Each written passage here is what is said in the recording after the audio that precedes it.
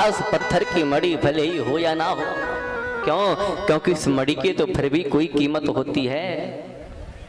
किसी मड़ी को लेने आप जाओगे तो कुछ ना कुछ कीमत होगी, कोई लाखों में होगी, कोई करोड़ों में होगी। लेकिन ये जो बेटी रूपी मड़ी है, ये बेटी रूपी जो रत्न है, ये जो मड़ी है, इस बेटी रूपी मड़ी की कोई कीमत नहीं है।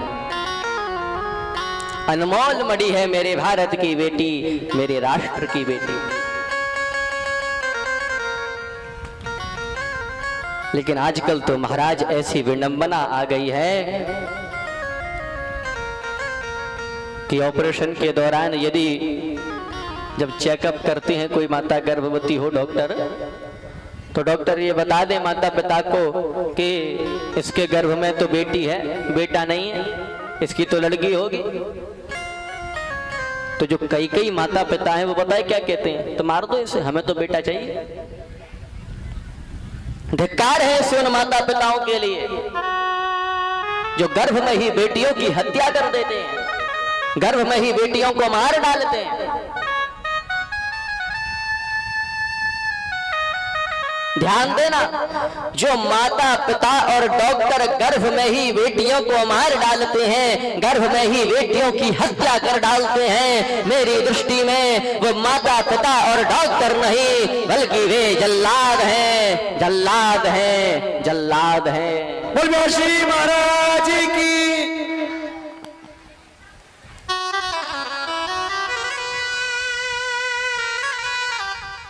आज बेटियों के विषय में पता है कुछ माता पिता क्या कहते हैं?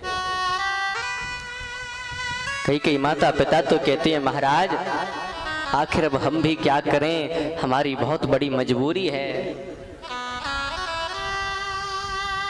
जिस कॉलेज में कोई ढंग की सी पढ़ाई हो रही हो, उस कॉलेज की फीस ही इतनी है कि हम इतनी सारी फीस कहां से लाएं?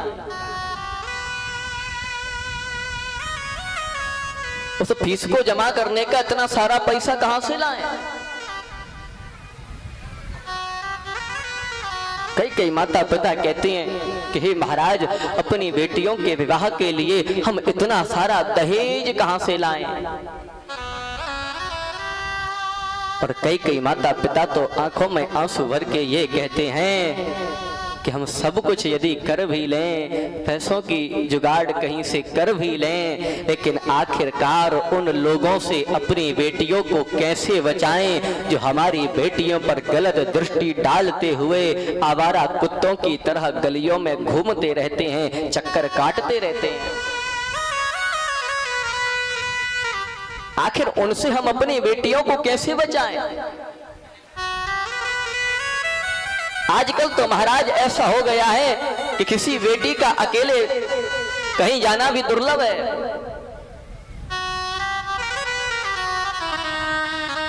यदि कोई बेटी अकेली बाहर जा रही है घर से, तो उसे परेशान करने वाले सड़कों पर हजारों सैकड़ों मिल जाएंगे। परंतु ध्यान देना,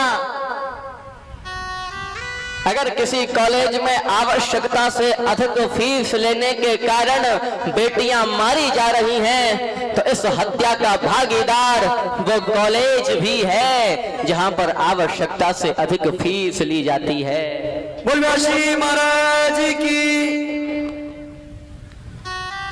इसीलिए मैं निवेदन करता हूं भारत सरकार से कि वो बेटियों की पढ़ाई के लिए सहयोग करे।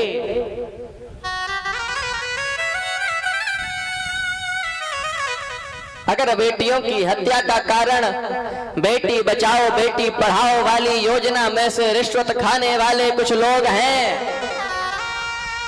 तो भारत सरकार उन बीच से बीच रिश्वत खाने वाले लोगों के लिए कोई कड़ा कानून बनाए।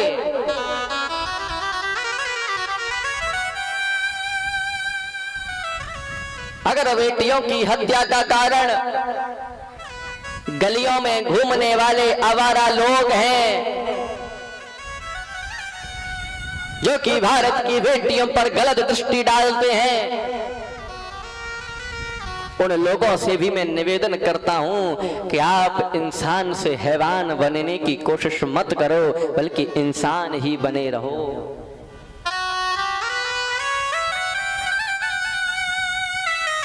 और अगर बेटियों की हत्या का कारण एक पिता को मजबूर करके दहेज मांगने वाले लोग हैं तो वो भी कान खोल करके सुन लें। अगर किसी बेटी के पिता को दहेज के लिए मजबूर करके तुम अपने घर में बहू को लाए हो तो उस बहू से सेवा की उम्मीद मत रखना।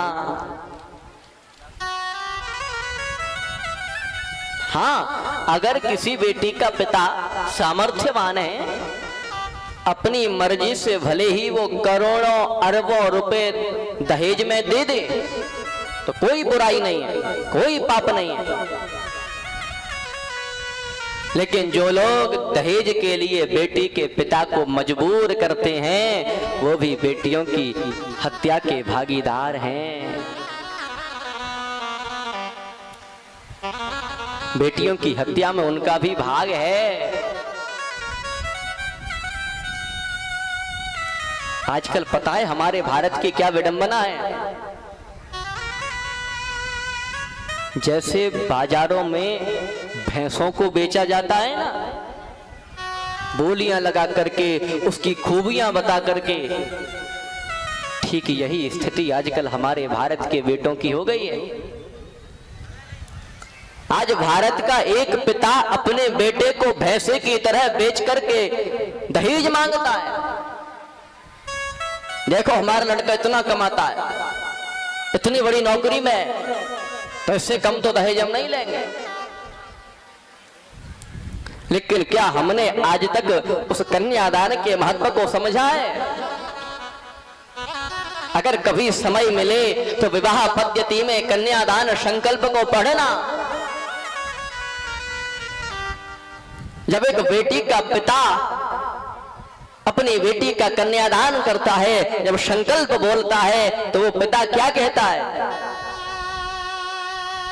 अमुक नामनी कन्याम लक्ष्मी रूपाम अमुक गोत्राय अमुक नामने वराय विष्णु रूपाय पत्नी त्वेन तुभ्यम अहम संप्रददे।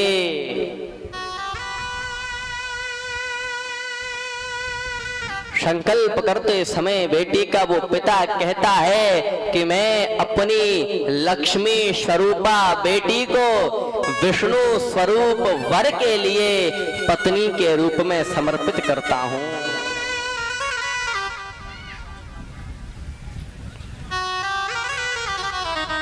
यानी कि कन्यादान के समय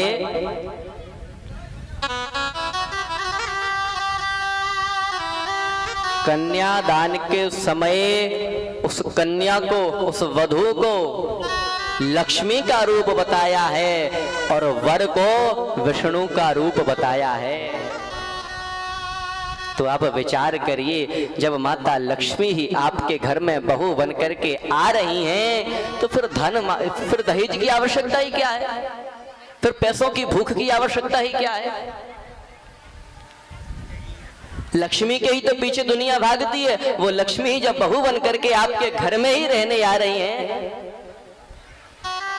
और देखो सबसे बड़ी बात तो ये है